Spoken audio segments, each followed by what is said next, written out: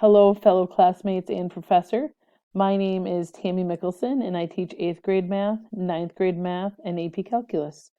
So what I decided to do about my application was it's electricity towards the end. And then I also read the directions about choose one that interests you. So I incorporated an entire presentation, figuring, okay, if I'm going to spend 3 or 4 days of my life doing this presentation, I would really like to also be able to show it again. So I also answered the question, what is the most common question by high school kids? When are we ever going to use this? So I put this presentation together for you, and then also as my final presentation for my final grade, and also for something that I could show again these slides to my students.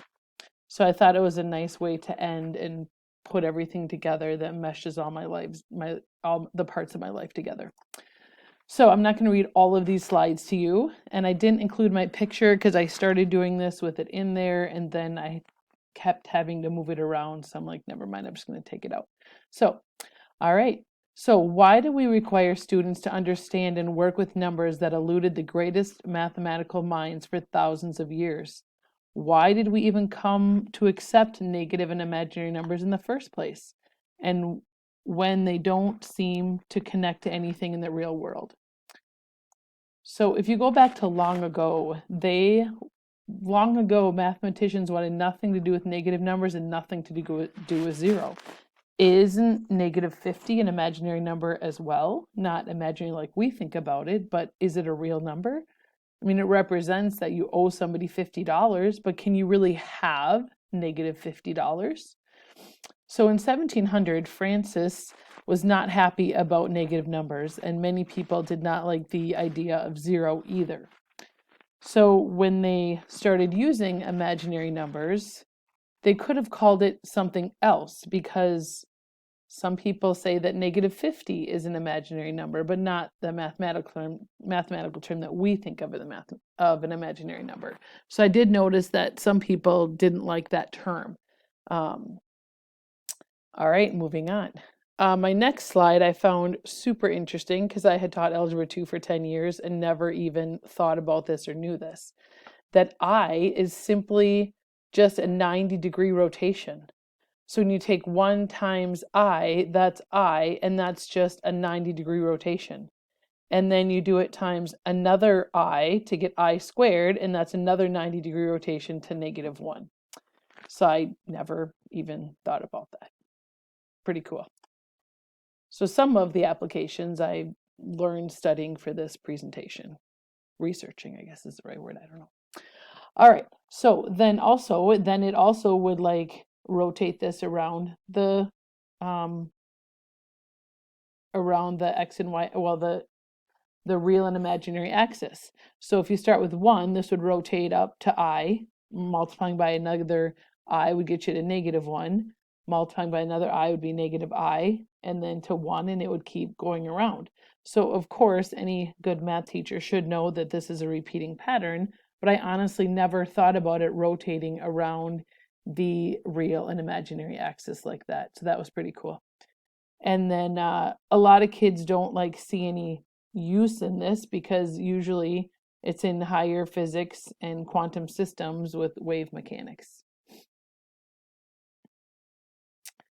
All right, so this was kind of interesting thinking about like Toto and the Wizard of Oz. Toto unveils the curtain, and there is the Oz, who's not really the Oz. It's actually a person just controlling in the background. So things just don't happen. So what is the math behind the curtain that makes things work? And that's something interesting to think about. Cars just don't work. There's something inside there that people engineer that make them work. So for our kids, I think it's super important for them to understand that things just don't happen, that science and discoveries have to be made so things can work. And of course, to me, probably the most important things to the kids is the good old cell phone. And I thought that was very interesting. I had no idea that cell phones use complex numbers. For convenience, we use real numbers for sine waves and imaginary numbers for cosine waves. So I thought that was very interesting and something that would be obviously like number one in kids' lives, especially right now with COVID-19. So the next thing I did is I went through a bunch of Reis internet sources, and I just looked at where complex numbers were used in real life. I'm not going to read these all to you. If you want to pause this and read through this, you certainly can. Anywhere from electric piano to Fourier's analysis to many other things, MRIs, CAT scans, etc. So I thought this was interesting to go through classical waves. It was interesting to read through this. And I found some top careers: electrical engineers, quantum physicists, sales analysts, and economists. These careers all use complex numbers, which can simplify mathematical equations that would otherwise be much longer. And I'm looking at an example like this at the end with the electricity. So I thought this was very interesting. Again, if you want to pause the video and read through these, you certainly can. Lots of ideas for applying this in our students' lives, or at least giving them some ideas where it could actually be used at. So then about 3 weeks ago, I put out a Facebook post for my past students and my friends. So it was fun to see kind of what they came up with. Monte Carlo simulations for retirement, statisticians, designers, process modeling and control strategies. And I thought it was very interesting that these exact four engineers came up in the slide before, and that was from one of my students' dads on Facebook. So next was a letter answered by the Math Forum, and I loved their opening statement. It was about where do we use complex numbers, and his opening statement would be, it'd be easier to ask who doesn't use complex numbers. All right, the next is something that I'm not going to go through this because we developed this throughout the class. Is definitely something that we learned in the class and about Euler's formula. So I'm going to use this in an electricity example coming up.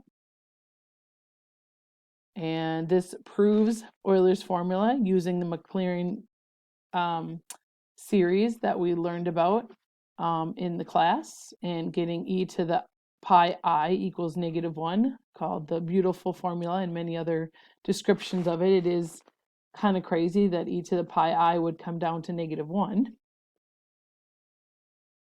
And that brings us actually to our AC circuits. So we have the capacitor and the inductor, and then we have something called impedance. So that's what I'm going to talk about. So we have how voltage and current is reduced and shifted. So when you have AC circuits, they call this a very simplistic circuit. So we have the voltage listed as 20 cosine of t plus 30, and the impedance as 10I, which also can be written as 10e to the 10e to the I times 90 degrees. And down here, it shows you have 10e to the I times 90 degrees. You can rewrite that as 10 cosine 90 degrees plus I sine 90 degrees, which can be rewritten as 10I.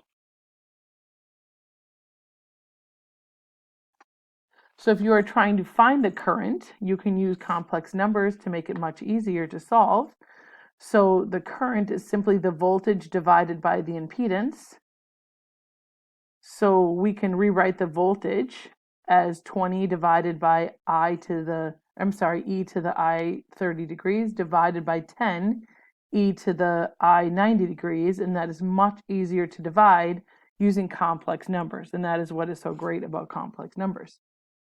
So then you get 2e to the -I times 60 using your mathematical algebra to solve that.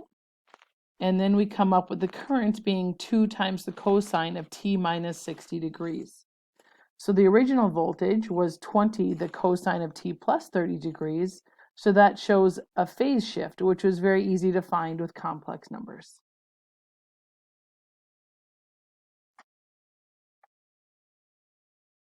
So if you were going to look at a circuit diagram, again, if you're going to analyze the circuit diagram, it is much, much easier to analyze this using complex numbers, and this would be in electrical engineering. So I have another example with electricity using impedance.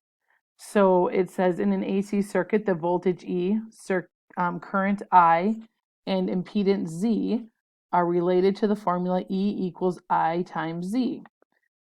Find the voltage in a circuit with the current 1 plus 4J, and in this case, J is like your I's in electricity, amps, and impedance of 3 minus 6J ohms. I think I'm pronouncing that right. So once again, we have our formula of E is equal to I times Z. So that's the voltage is equal to the current times the impedance. So we can multiply that out, 1 plus 4J in parentheses times 3 minus 6J. And when we multiply that out, because the J is like the I, we have J squared is equal to -1. So we FOIL that out.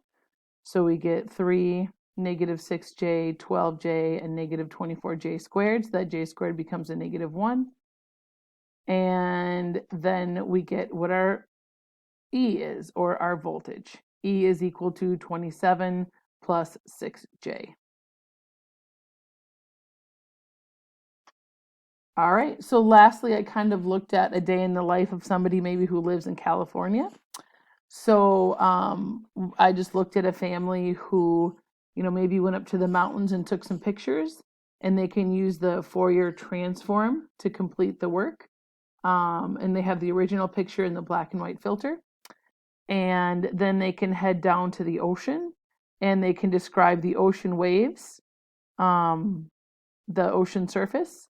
And then if they go home and find an electricity problem, like we were just talking about, with the AC circuits, again, we can use the E for voltage, the I for current, and the Z for impedance. And it's just much easier to use complex numbers instead of using the regular sine and cosine.